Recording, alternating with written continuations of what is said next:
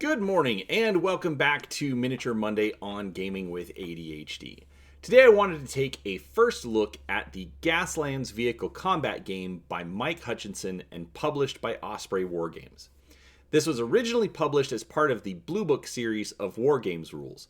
Gaslands has since been expanded and republished to include rules that were published separately on the Gaslands website.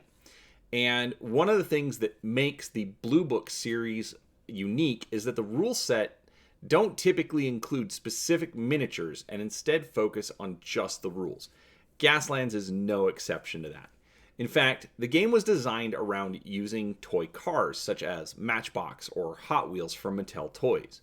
Players are encouraged to take these cars, which can be found very easily, very inexpensively, and then upgrade and modify them from their existing bits collection from other war games to create unique post-apocalyptic racers in the style one would expect from something like Mad Max.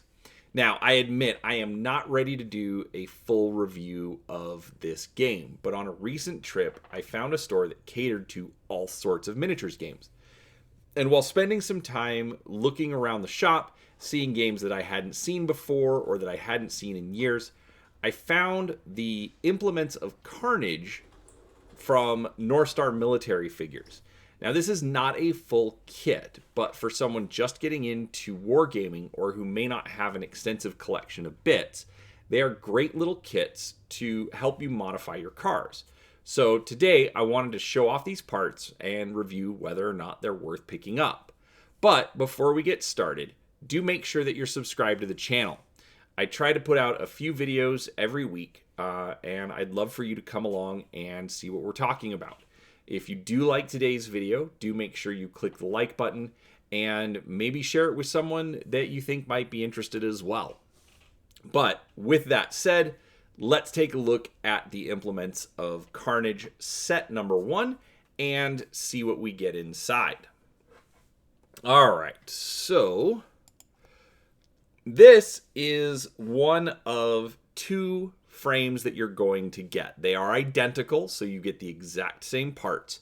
There are two different sets, though. I do not have the second one yet, but it does include completely different parts, and so I wanted to just focus on this first set.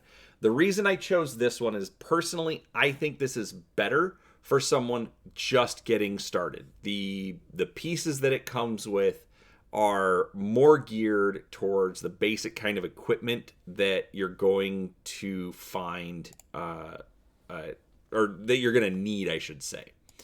So, let's see here. Sorry, I just had to reload something. All right, so the sprues just come in a plastic bag, okay, with a topper. So this is all you're looking for. You're not looking for a fancy box or highly marketed or produced product sets.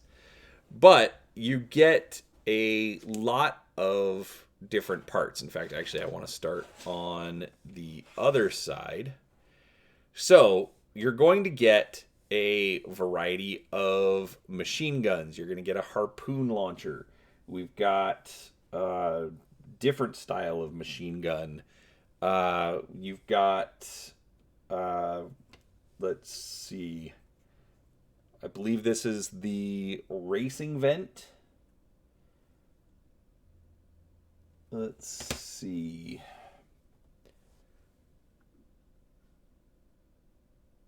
This looks like it's a toolbox. You've got a cattle guard. This can be used as armor plating, as well as this. You've got two halves of a motorcycle. So here are the back. So you do need to put that together. But the frames are identical. So you get two motorcycles. You get a variety of wheels. Another little ram or plow. I believe this is the bull bars. There's lots of names that I don't necessarily know what they are, but it's stuff that I can use.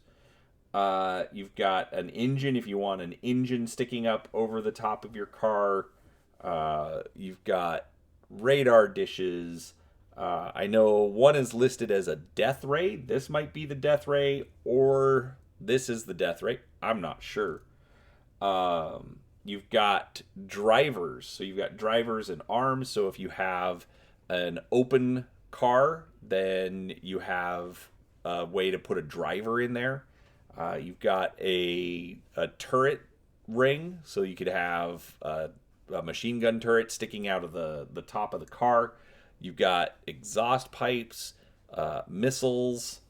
I mean, you get pretty much everything out of this. And honestly, this is fantastic. I haven't taken a nice detailed look on this since I picked it up, but this looks like an old World War II MG42 or something. But yeah, so they've got all sorts of stuff, and honestly, at the end of the day, all you really need is a car. I picked this car up just at my local grocery store for $1.25. Very inexpensive. So, you and a friend could easily go in on the bits together.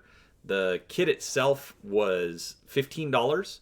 I think the store that I got it at, I even ended up with a little bit of a discount. So, essentially for, $10 plus the cost of the rules, you're in and you're playing a war game. Honestly, I think these are absolutely fantastic. I think the price is a little bit high for just generic pieces, but even then, I don't think it's completely unreasonable either. $15, especially compared to, some of the, $30, $40, $50, kits that you have to buy for some war games. Honestly, there's not a whole lot to complain about. I think they give you a great selection on the actual pieces themselves, and I'm excited to take them and start modifying these cars.